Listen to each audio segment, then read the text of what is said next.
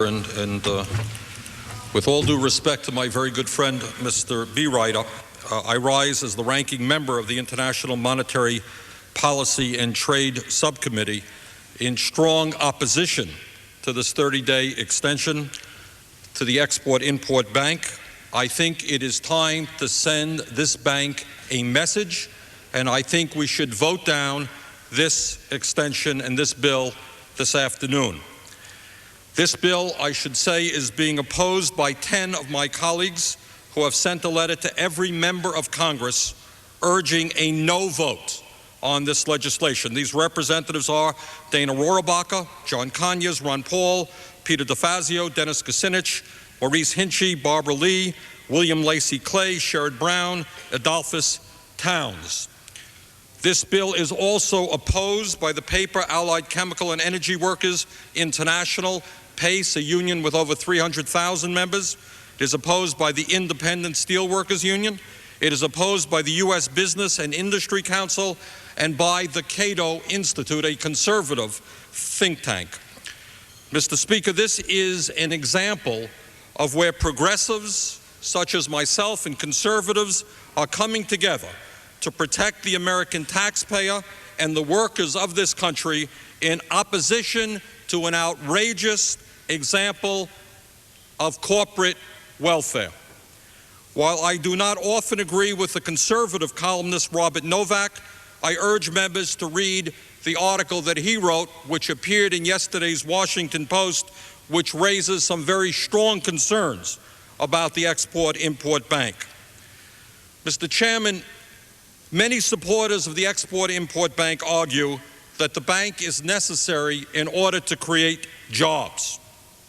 What I want to know, therefore, is if this bank is supposed to create jobs, how come the major beneficiaries of the Export-Import Bank, the corporations who have received the most assistance year after year, have substantially reduced their American workforce?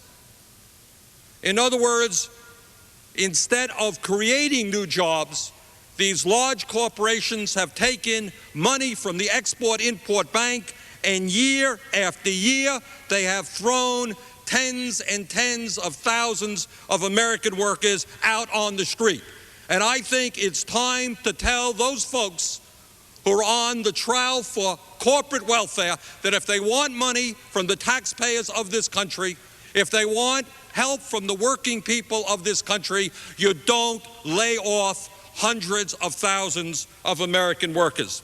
Mr. Speaker, some have talked about how 86% of the transactions from XM go to small business. That's correct, but that is a bit misleading because 82% of the money, what's really important, go to the Fortune 500, while only 18% of the dollars and the subsidies go to small business. Mr. Speaker, let me give you a few examples of the work and the actions of some of the major beneficiaries of the Export-Import Bank. General Electric has received over $2.5 billion in direct loans and loan guarantees from the Export-Import Bank. They are, I believe, the second major beneficiary. Not exactly a small business. In fact, one of the largest corporations in the world. So all the taxpayers in America who are struggling to keep their heads above water, GE thanks you very, very much for your assistance. Now, what is this company doing, and what do they say? Let me quote. Jack Welch, as everybody knows, was the very successful CEO of GE for many years. Let me quote Mr. Welch. Quotes, "Ideally, you would have every plant you own on a barge." End of quote. That's his philosophy. I respect the guy. He's up front. He says that the way you make money is to move to China and Mexico, pay workers there substandard wages, throw American workers out on the street. That's his business. I don't have a problem with that. But I do have a serious problem that American taxpayer money, that workers' money, go to companies who say, hey, wouldn't it be ideal if we could have all of our jobs on a barge and move to any country in the world where wages were lower? GE has moved jobs from state to state and country to country in search of lower wages. The company's biggest export is, in fact, jobs.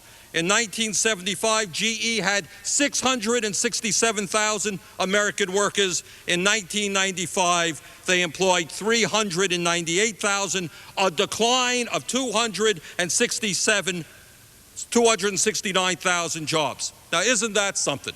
What a success story for XM. The #2 recipient lays off hundreds of thousands of jobs. Now, I was a mayor of a city for 8 years, and we provided help to the business community. But you know what? We just didn't give them a blank check. We said, if you want taxpayers' money, this is what we want from you in return. And I would suggest very strongly that what the taxpayers of this country want when they subsidize corporations is they want those corporations to reinvest in America, create jobs in America, and not run to China, Mexico, and every country in the world where they can pay workers starvation wages.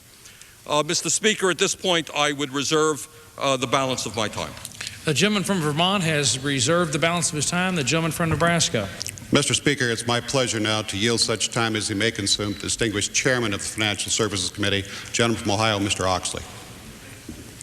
Mr. Speaker, ask you now to consent to revise and extend my remarks. Without objection, it is so ordered. Mr. Speaker, I rise today to support the 30-day extension of XM's reauthorization.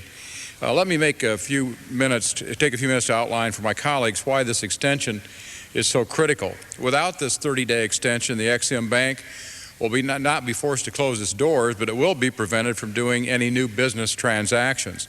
What does that mean? It means that many U.S. manufacturers will have to sit idle waiting for a full-term authorization, losing millions of dollars in business every day. It means that workers whose jobs depend on exports financed by the XM Bank will face an unclear future. It means that the international export community will view the U.S. Congress as unsupportive of U.S. exporters and will seek to capitalize by convincing foreign markets that they cannot rely any longer on U.S. manufacturers. I've already received a copy of a letter that calls into question the ability of XM to transact future deals. That is the international perception. It is critical that we refute that view by passing this legislation. Mr. Speaker, tomorrow the House is scheduled to consider a 4-year reauthorization of XM that was approved by the Financial Services Committee in October of last year. That legislation, H.R. 2871, received broad bipartisan support in the committee and was approved by a voice vote. I want to thank International Monetary Policy Subcommittee Chairman B. Ryder, who over the past several months has worked closely with the administration to remedy some of its concerns related to the original legislation. Many of those concerns have been addressed and will be included in a manager's amendment to the legislation. Mr. Speaker, the XM Bank is a vital tool for the American exporting community. The XM Bank provides loan guarantees, insurance, and direct loans to U.S. manufacturers that seek to reach overseas markets when there is no available commercial financing or when there is direct competition from another export credit agency. There are over 70 foreign export credit agencies supplying more than $500 billion in financing for international exports. In order to remain competitive in the international arena, U.S. exporters need the XM Bank to compete on a level playing field. Without XM, our manufacturers would face an international market full of goods receiving government-sponsored support, making it more difficult for them to offer their goods as a competitive price. Additionally, without XM, it will be more difficult for U.S. goods to reach emerging markets, effectively closing out the opportunity for U.S. businesses to build a customer base in those countries. Let me reiterate, Mr. Speaker, we will take up the full authorization for the XM Bank tomorrow. But today we must extend the charter of the bank for 30 days to ensure that XM can continue to create new businesses. I urge my colleagues to join me in voting to approve this 30-day extension of the bank and let the world know that we support American manufacturers, we support American workers, and we support the American economy. And I yield back the balance of my time. Who seeks time? Mr. Chairman, Gentleman from Vermont. Happy to yield to my friend from New York State, the ranking member of the Financial Services Committee, Mr. LaFalce. I like Chairman better. Well, hopefully. Okay. I thank the gentleman for yielding, and I ask unanimous consent to revise and extend my remarks. Without objection, it is so ordered. I find myself in agreement with much of what has been said by my friend from Nebraska, Mr. B. Ryder, and my friend from Ohio, Mr. Oxley. And so I rise in strong support of this 30-day extension of the Ex-Im Bank. I think it's imperative that we continue the existence of Ex-Im Bank until no other country has a means of subsidizing their exports. Otherwise, we'd be engaging in unilateral disarmament. We can't do that. And I don't foresee the day in the near future when we are going to have a multilateral agreement that ends all subsidies of export. So this is really a necessity for survival. And if we didn't extend Ex-Im Bank, basically it'd have to shut down its operations. That's just untenable. Now, having said that, let me also say that I share so many of the concerns of my good friend Mr. Sanders, both with respect to procedure and with respect to substance. About 30 days ago, when we had another 30-day extension, I said that it would be difficult for me to support another extension unless we had come to the floor or would be coming to the floor with the authorization bill. Well, I wish we had done it in the past 30 days, but we are doing it tomorrow, and so that's good enough. We're doing it tomorrow. But also, my assumption is, and I am supporting the 30-day extension on the assumption that Mr. Sanders and others who have differences of opinion, who want to perfect the bill, will be given the opportunity to offer their amendments on the floor of the House so they can be voted up or down. On the basis of that assumption, I can and do support the bill. I'll be glad to, I surely will. Yeah. Understanding and expectation, and this member has specifically urged the Rules Committee and our colleagues in the Financial Services Committee to make an order. For example, the Sanders Amendment and the gentlelady from Illinois' amendment and others that were offered in committee but did not succeed. And I expect and have been assured we're going to have a structured but a broadly open bill for discussion tomorrow. Well, and so the concerns of the gentleman will be addressed tomorrow in the debate. And I find that a very persuasive reason for supporting today's bill. I thank the gentleman from Nebraska. I yield back the balance of my time. Mr. Chairman, I am happy, very happy, to yield to the distinguished gentleman from Michigan, Mr. Conyers.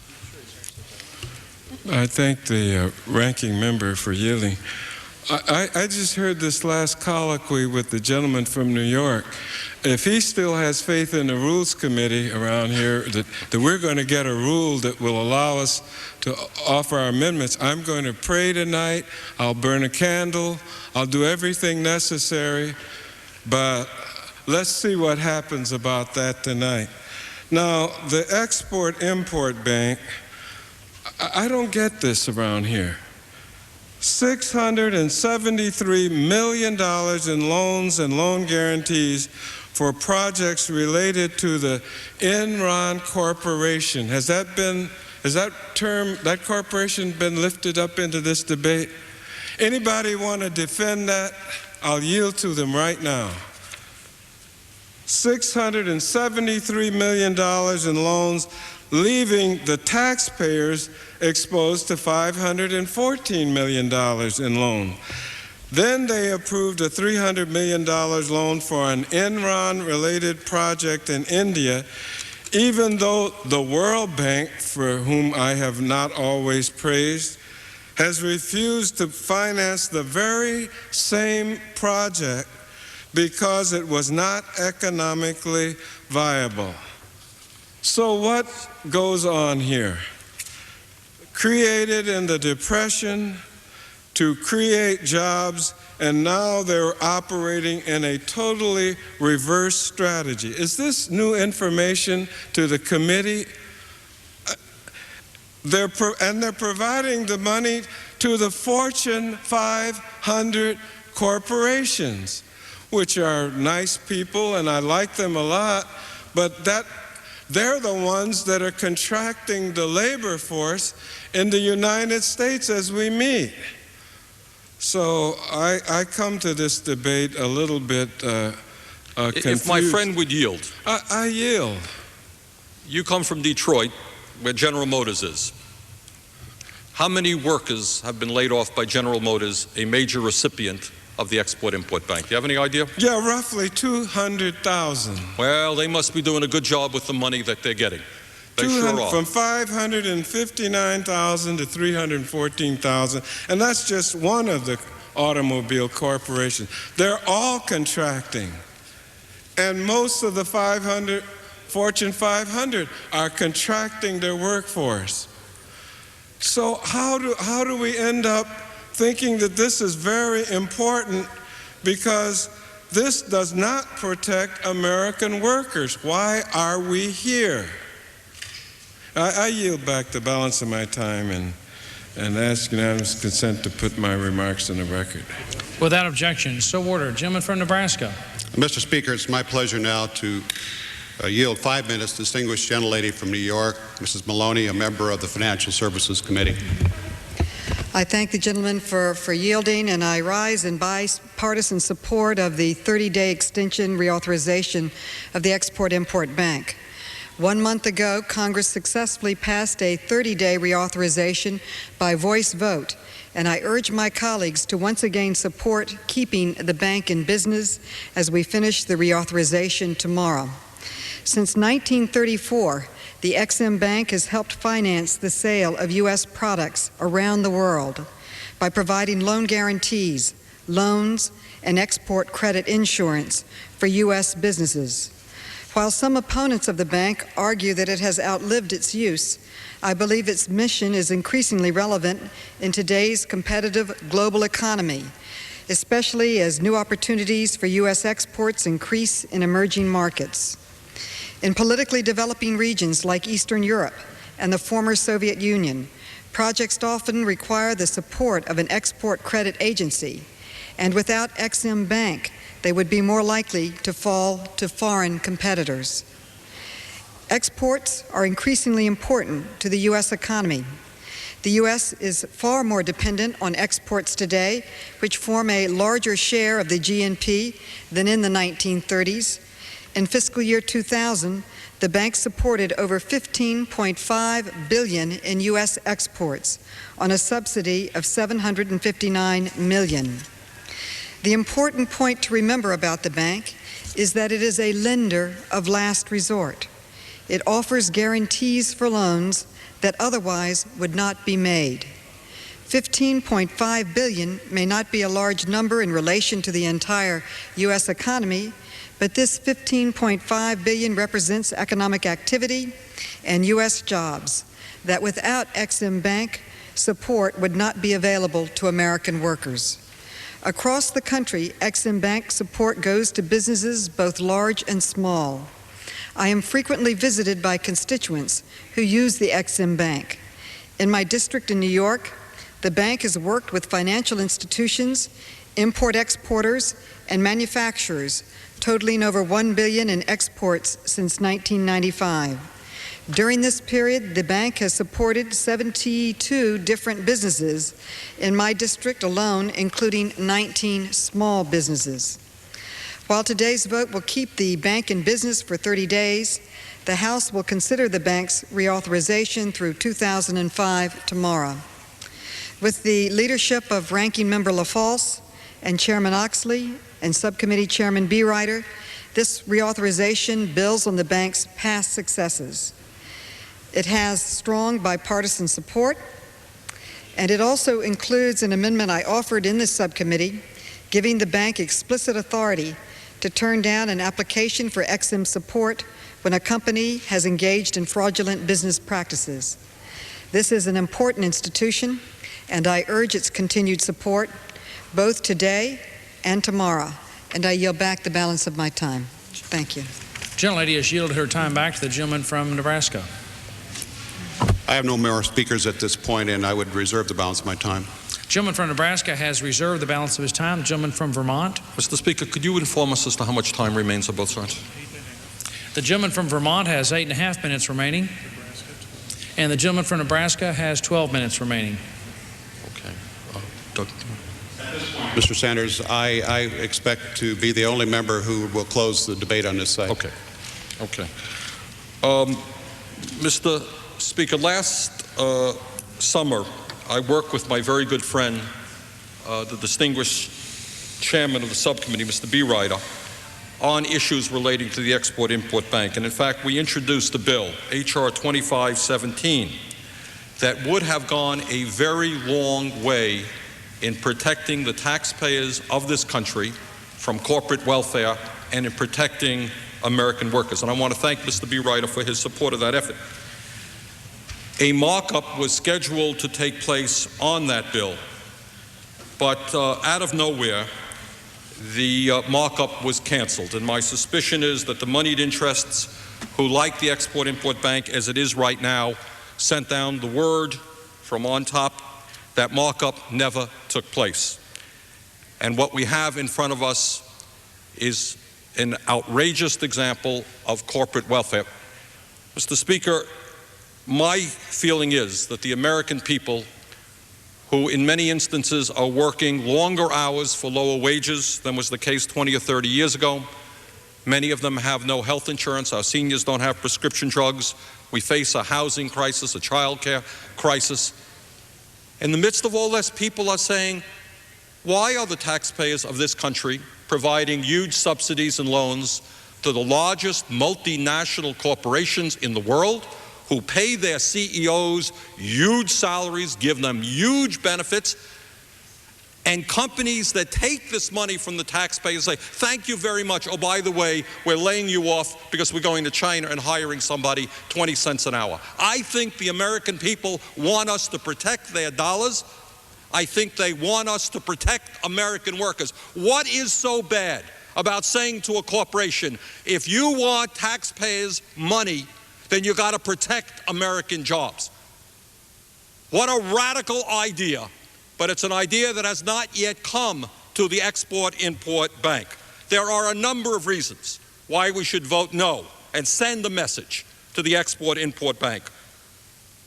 Number one, major corporations take the money, lay off American workers, and run abroad. Number two, the Export-Import Bank, as my good friend John Conyers indicated, has provided $673 million in financing to questionable Enron-related projects, in some instances that the taxpayers of this country may have to pick up the tab for. Number three, the Export-Import Bank is hurting steel workers. The Export-Import Bank has provided an $18 million loan to help a Chinese steel mill purchase equipment to modernize their plant. This Chinese company has been accused of illegally dumping steel into the U.S.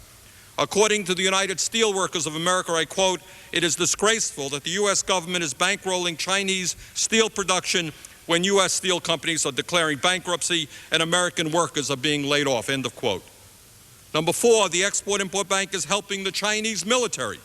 The Export-Import Bank is subsidizing Boeing aircraft sales to the Chinese military. According to the president of Machinist Local 751, quote, "Boeing used to make tail sections for the 737 in Wichita, but they moved the work to a military factory in Xi'an, China. Is this Boeing's definition of free trade, to have American workers compete with Chinese labor making $50 a month on the military discipline," end of quote. Number five, the Export-Import Bank is helping General Electric ship jobs to Mexico. Number six, the Export-Import Bank is helping AT&T ship jobs to China. And on and on and on it goes. In my view, if we keep the Export-Import Bank, we should have firm guarantees from the companies that receive the money that they are going to grow American jobs. They're going to hire more and more workers, not lay them off. In my view, a much larger percentage of money from the Export-Import Bank should go to the small business community, the people who are creating jobs in America, not to the big corporations who are sending our jobs abroad. So, Mr. Speaker, I believe that the time is now to send the message to the Export-Import Bank, who has for so long ignored the needs of the American taxpayer and have ignored the needs of American workers. Let's shut them down. Let them think. Give them some time to think. You see, it'll be a very good reflective time, contemplative time. They could take the time off, go home, meditate, and try to understand how they could represent American workers and American taxpayers rather than just the multinational corporations. So I urge a no vote. And I would ask unanimous consent to place into the record a statement from the United States Business and Industry Council which opposes the extension. I would ask unanimous consent to place into the record a statement from the Cato Institute that opposes the extension. Without objection. And I would ask unanimous consent to place into the record a statement on behalf of the paper allied industrial, chemical, and energy workers representing 320